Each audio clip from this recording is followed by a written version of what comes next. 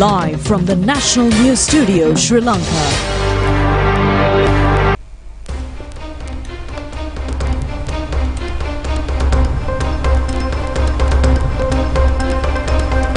Hello there, good evening and a warm welcome to the National News broadcast, bringing you your top stories for tonight. I am Lakshita Singh.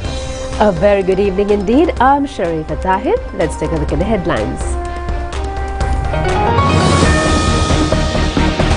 An immediate program to look into the welfare of Sri Lankans trapped in the Ukraine war. Striking non-academic staff disrupts the university academic activities. A plan relevant to the national policy on economic transformation will be present in Parliament next week. Southwestern part of the island may experience heavy rains during the next 4 days from tomorrow. It is alleged that the attempt to assassinate Slovak Prime Minister is based on political reasons.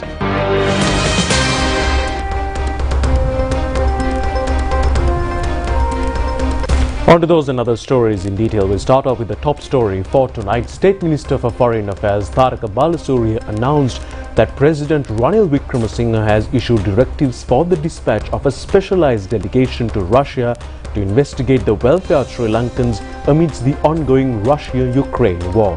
According to the State Minister, this delegation will include the Secretary to the Ministry of Defence, a former ambassador to Russia, and officials from the Ministry of Foreign Affairs with plans for prompt departure to Russia. State Minister Balasurya made this announcement during a press briefing titled Collective Path to a Stable Country, held at the President Media Centre.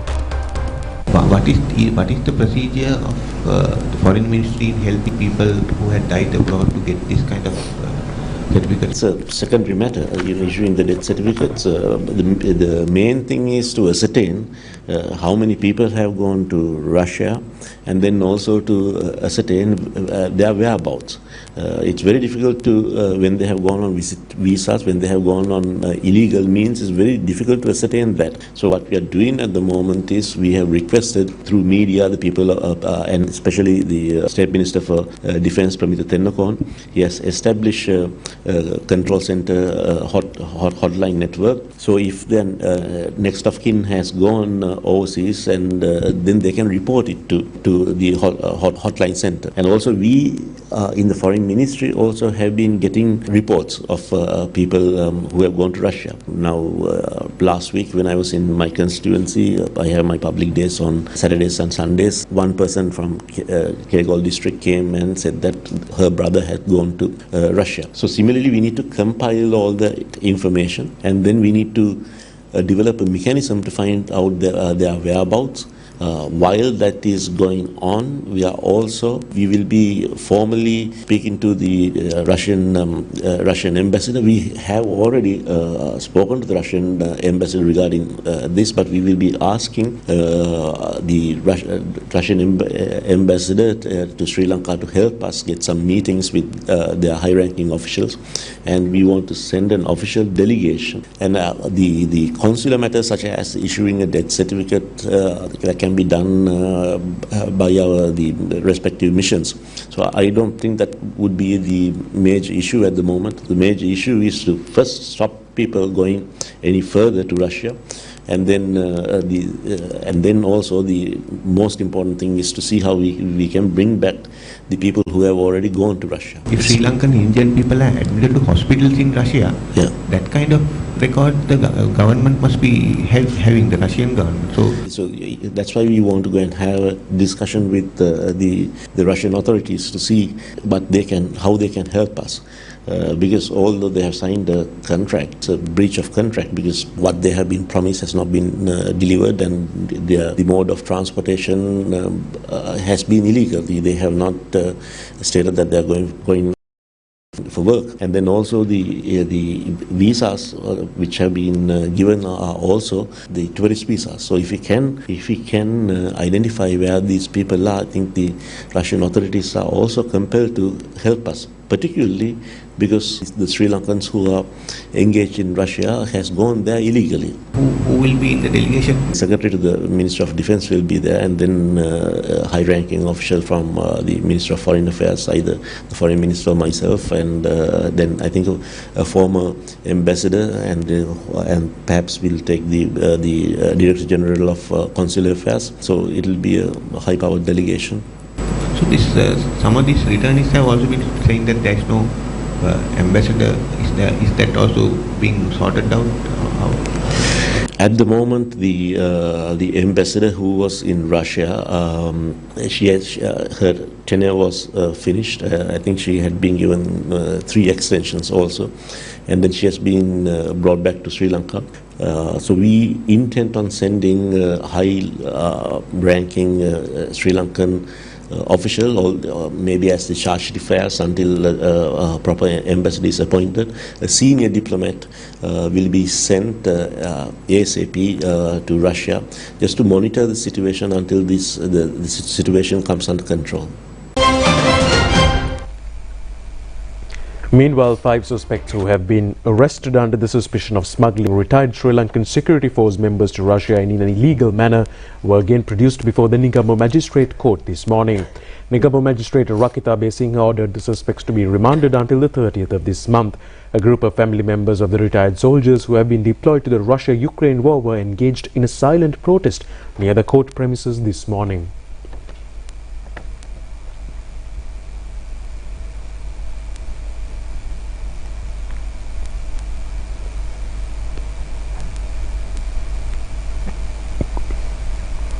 Meanwhile, a former army soldier who is alleged to have connection with human smuggling was taken into custody at the Damagalla area in Monaragala today.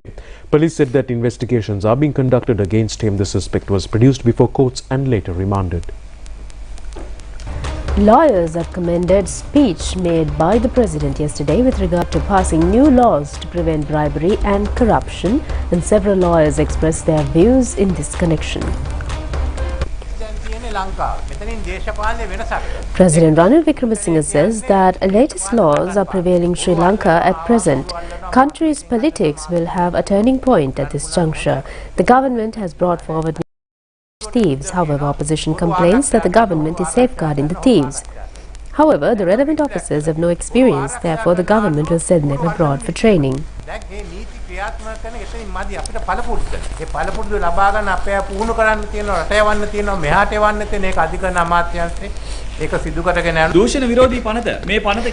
at law Yamitha Nalinda Rajapaksa says that through the Anti-Corruption Act, laws have been strengthened to prevent threat within the state mechanism. The government is taking measures to introduce the number of new laws to attract foreign investors into the country. There should be strong law enforcement system. Civil jurisdiction procedure has also been changed to accelerate hearing cases. The aim of this government is to build a smart country and allow the people live comfortably.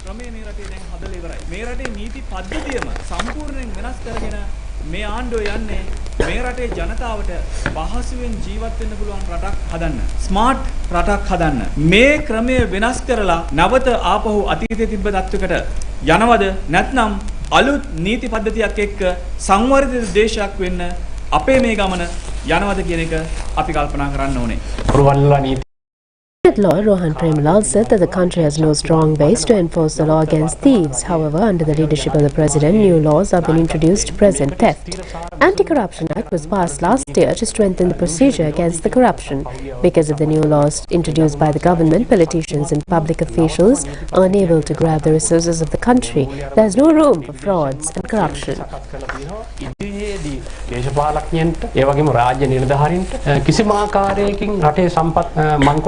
දූෂණය කරන්න වංචා කරන්න ඒවා වෙන වෙන අයථා කටයුතු යොදවන්න ඊට පහසුකම් ලැබෙන්නේ නැහැ මේ නීතිය සාර්ථකව ලංකාව තුළ ක්‍රියාත්මක වුණොත්.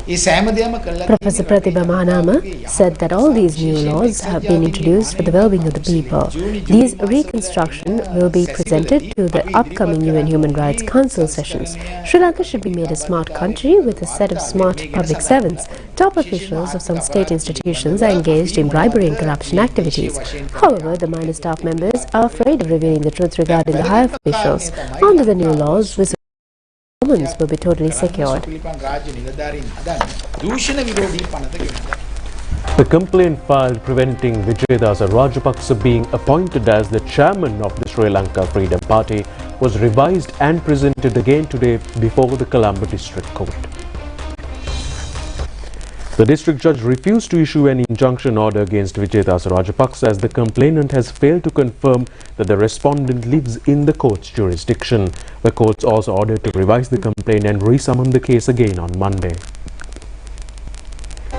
Minister Mahinda Amaraveera says that Sri Lanka Freedom Party's weakest period is the era when it was headed by Maithripala Sirisena. Minister Amaraveera made these remarks to the media after a ceremony held in Colombo. Minister Mahinda Amaraveera said that Vijayadasa Rajapaksa is a fellow cabinet minister in our government headed by the President. He extends maximum support for the cabinet affairs and activities of the government. Therefore, he should not have a dispute against him. He also had an allegation of supporting the government. Some senior party members complained that Vijayadasa Rajapaksa is the minister of the present government. Now that the problem is over, no one can challenge Vijayadasa Rajapaksa at present. It is true that party members are frustrated. Former Chairman Maithripala Sirisena is a person who is responsible for this situation. He ruined the party by weakening the party organizations at village level. He has not allocated money to maintain the party. We are going to rebuild the party as a wider alliance. 30 parliamentarians have joined with the party as an alliance. The number will grow up to 40 to 50 in a few days. The party will hold a meeting in Hambantota on the 8th next month, and a large number of parliamentarians will take part in this meeting. The candidate fielded by us will win the upcoming election. We are able to form the next government. Former parliamentarian of UNP Ashu Marasinghe says that a plan to provide a background for the national policy on the economic transformation will be presented in Parliament next week. He says that this will be presented to make necessary changes to provide economic benefits to the general public. Former parliamentarian Ashu Marasinghe said that the President will present a number of draft bills to the Parliament next week. One of significant for the revitalization of national economy. This draft bill may provide required provisions to have a momentum in the economy. The government's aim is to have an economic transformation in the country, preventing it from falling into economic crisis again. This may also create many employment opportunities anew.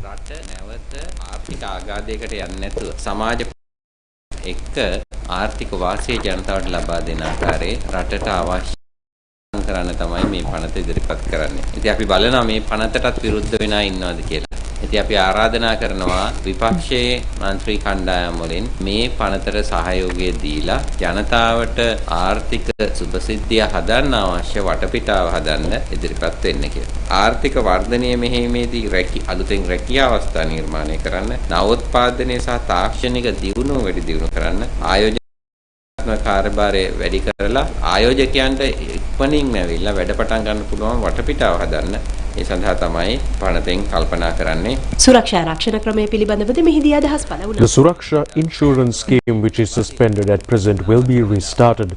The President's aim is to provide benefits to students' community in the country.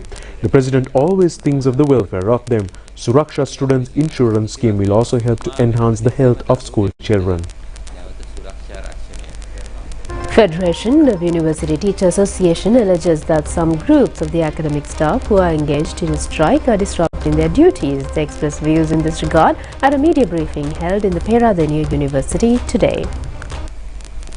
Professor Bharana Jayawardena, President of the Federation of University Teacher Association, says that they accept the right of the non-academic staff to take trade union action to safeguard their rights. However, since the academic staff members are not in strike, they have to work under the guidance given by the university administration. If there are students and lecturers will have to conduct lectures. Lecturers are also ready to teach them online. Non-academic staff cannot complain to lecturers that they are against the non-academic staff. They are demanding a 107% salary increment. Lecturers are not against this demand. Academic staff is against in the move to connect academic allowance with the allowances of non-academic staff.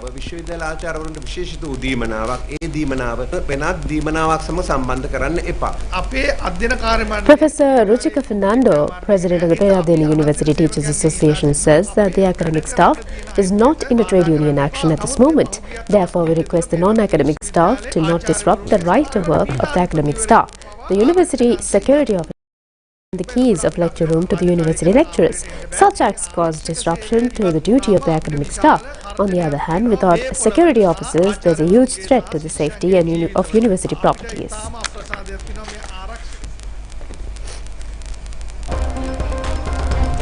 President Ranil Wickremesinghe has confirmed his participation in the 10th World Water Forum high-level meeting to be held from the 18th to the 20th of this month in Bali, Indonesia.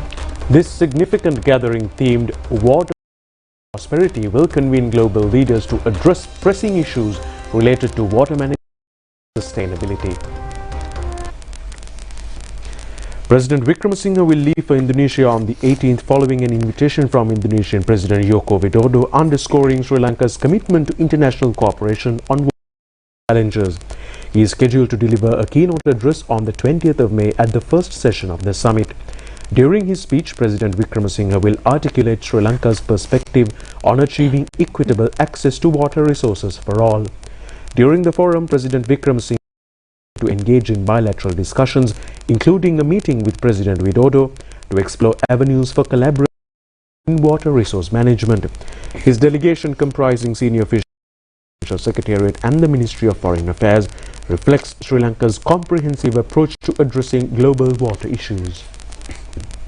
State Minister of Defence Pramit Bandarathenakon yesterday announced that Sri Lanka is in the process of establishing a small arms manufacturing ammunition unit within the country. Speaking to reporters at the Presidential Media Centre, Thenakon said that the government is in discussion with India to set up a small arms manufacturing unit. On April 10th, there was a seminar or presentation by Indian weapon manufacturers where you were also the chief guest. Are we by any chance, is the Sri Lankan government trying to buy weapons from India? No, we are not trying to buy these are annual events. So it was held last year also, so I was there last year also. So these are annual events. So we have connections good, and military to military connectivity, Indian Sri Lankan military to military connectivity is at a high. So we maintain that. So that doesn't mean that we are going to buy anything from anyone. The presentations are basically how Indian manufacturers. So what you have to understand is Indian defense manufacturing arm has boomed during the. It's a model that we have to look into. We can take a lot from Indian model. So it's nothing wrong in learning from them. Yeah. And I think we also should get into the manufacturing. We have the expertise, right? Sri Lankan military has the expertise. Yes. So we are already doing it, but the scale is not as we expect it to be. We are in touch with our Indian counterparts, and so there's so much that we can take and learn from India, and with a little help we also can do wonders here. So those discussions are ongoing at the moment. Have you discussed for a joint venture, India, Sri Lanka? We are in the process of discussing, yes. Joint venture on arms manufacturing, is that correct? Military industry, defense industry, right? Yes. Defense industry, equipment manufacturing or services? We are in discussion with India to set up a small arms manufacturing unit. In other stories, the Met Department says that heavy showers can be expected in the southwestern part of the island during the next 4 days from tomorrow. Director General of the Met Department, Atula Karunanayaka, said that heavy rains between 100 and 150 millimeters will be experienced in some places. Director General of the Met Department, Atula Karunanayaka, says that heavy rains from 75 millimeters to 100 millimeters can occur in the western, Sabargamua, southern and northwestern provinces. The significance of these rains that some areas may experience very heavy rains for a very short period. Rains will accompany with thunder, lightning and temporary heavy winds. We can expect increased rainfall from the 17th to the 20th of this month in some areas. Rains up to 150 millimeters may occur in the southwestern part, and this could lead to minor floods. පස්සේ ඇති වෙනවා. හැබැයි දිවයිනේ අනෙකුත් පළාත්වලත් වැසි තත්ත්වයන් ව්‍යාප්ත වෙනවා. එතකොට මේ තත්ත්වය හේතු කොටගෙන බොහෝ විට දැන් මේ වෙන විට දිගින් දිගට වර්ෂාපතන පැවතුණු හින්දා පස තුල ජලය උරාගෙන සම්තුත් වෙලා තියෙන හින්දා බොහෝ විට සුළු සුළු ගම් වතුර උවදුරු ඇතිවීමේ හැකියාවක් තියෙන්න පුළුවන්. විශේෂයෙන්ම දිවයිනේ නීති කොටසේ. Heavy winds have also wreaked havoc in the Puno-Chmuna coastal area in Batticaloa yesterday. Damages to Masjidul Umar Mosque. The national television to use artificial intelligence technology app successfully to present a news item in Sinhala, Tamil and English languages. It is certainly a significant milestone in the television media in Sri Lanka. The intellectual researches that were conducted during the Renaissance period following the First World War gradually led to the start of Second War ago. The robo and computer technology were initiated in 1930s and became a developed technology by 1945. The American Security Department provided financial support to develop robo technology, information and military affairs. However, the USA could not achieve the expected results properly. Then, in 1956, scientists focused their attention to create artificial human images that can deal with the people. They introduced this new technology as artificial intelligence. This was introduced to the world by US mathematician John McCarthy. This technology was also used to experiments that are related to the space discovery, especially in the exploration of the moon during the 1960s. Artificial intelligence has been utilized to develop the fields of genes technology, evolution, psychology, mathematics, physics and computer technology. Scientists were able to create complex software and applications through the artificial intelligence to support any human action. This technology is widely known throughout the world as AI technology. President Ranil Wickremesinghe is the leader who first introduced the topic of artificial intelligence, and that was during a severe downturn.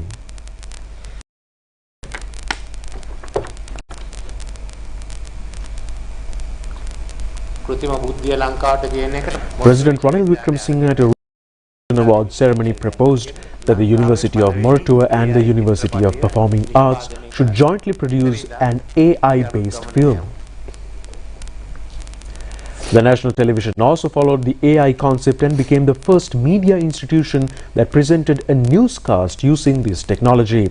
The Sri Lanka Rupavahini Corporation has been able to present a newscast in all the 3 languages using artificial intelligence applications.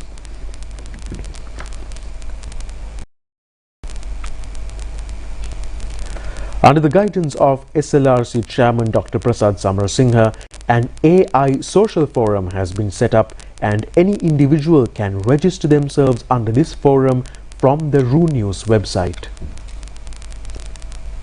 A-level classes for the students who sat for the GCE examinations this year will commence from the 4th of next month.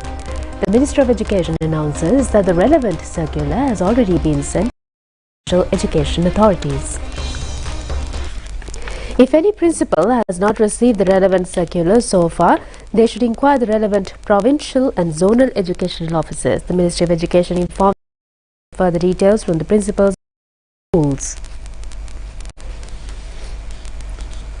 The US Embassy in Colombo is set to host a satellite event of the Indo-Pacific Business Forum under the theme Driving Sustainable Development in the Port Sector on the 21st of May. The event will take place concurrently with the 6th Indo-Pacific Business Forum in Manila, Philippines, co-hosted by the US Trade Development Agency and the Government of the Philippines in partnership with the US Department of State. Businesses and stakeholders from across the Indo-Pacific region are invited to participate in this significant event. For those unable to attend in person, online registration is available through the main website IPBF, Indo-Pacific Business Forum. Sri Lanka Ports Authority, together with the Ministry of Ports, Shipping and Aviation, seeks to transform the nation's ports into efficient and sustainable facilities through a greening initiative. A delegation comprising 15 officials of the Sri Lankan Supreme Court completed a 4-day training program From the 9th to the 13th of May at the Supreme Court of India, a statement from the Indian High Commission said. Program, the delegates were introduced to the technological and digital transformation of the Supreme Court of India, including the e-courts project, library, court processes such as filing, listings, scrutiny, scanning and record keeping. The senior registrars from the registry explained to the delegates nuances of the same and demonstrated the systems with enhanced transparency, efficiency and accessibility, the High Commission said.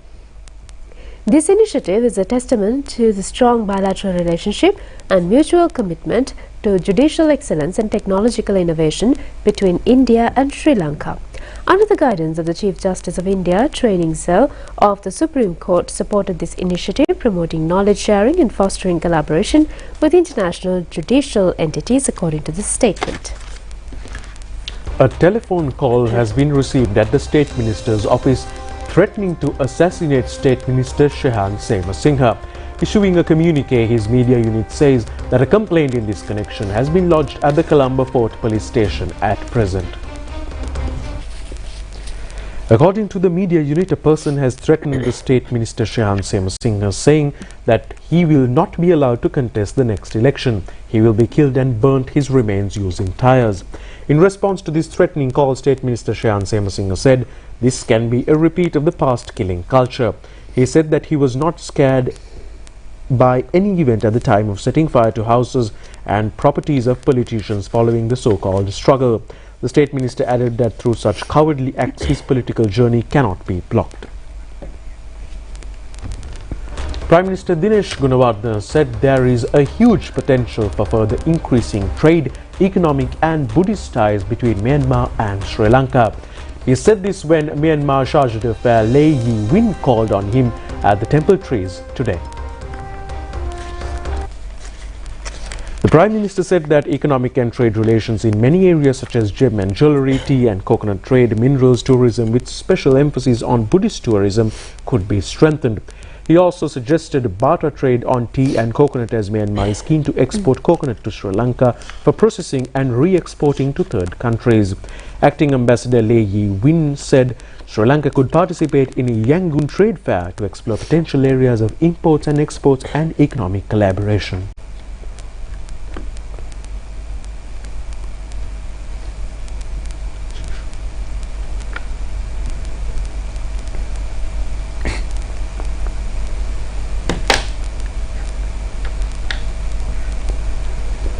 Minister Ramesh Patrinu says that a charter on the rights and security of patients admitted to hospitals will be introduced. The minister made these remarks when he joined a supervision tour at the Watapitiwala Base Hospital yesterday. Minister Ramesh Patrinu said that the global new trend at present is to strengthen security of the patients in hospitals. Out of 7 patients, 1 patient faces any type of problem in the hospital. Medical negligence, drug overdose, allergies and many other problems in the part of the health staff can happen. Therefore, health staff must focus special attention for the safety of the patients. The Parliament will present a patient rights charter in the future.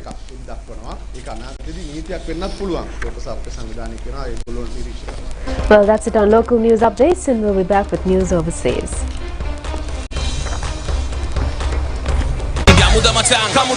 Prima kottumi fantamai.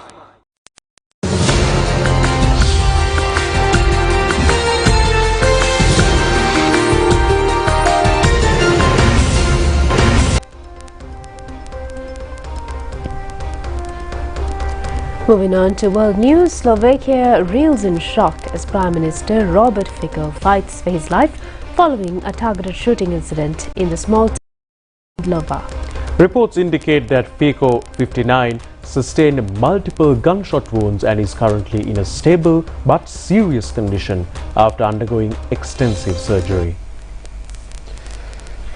Hospital director at the F.D. Roosevelt University Hospital, where Fico is receiving treatment, stated that Fico's injuries were serious, placing him in an intensive care unit for further monitoring and care. The attack, described by the Interior Minister as politically motivated, occurred during a gathering of Fico supporters outside a cultural center. The assailant allegedly fired 5 shots at close range, hitting Fico in the stomach and arm before being apprehended at the scene.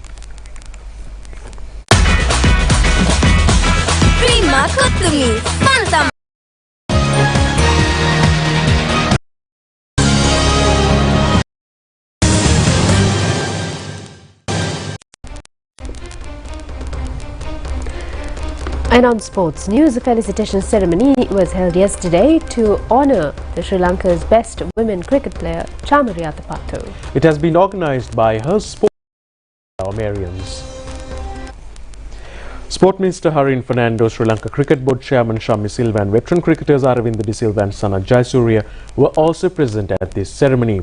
A song created in the name of Chamari Atapattu was also launched at the ceremony. It was sung by veteran singer Nalin Pereira. Chamari Atapattu is the captain of the Sri Lanka team at the ICC T20 World Cup tournament to be held in Bangladesh. Sri Lanka women team headed by Chamari qualified for this tournament, showing significant talents. According to women ranking, Chamari Atapattu is in the 5th place among the all-rounders. Addressing the felicitation ceremony, Chamari said that her one and only dream is to bring the Cricket World Cup to Sri Lanka.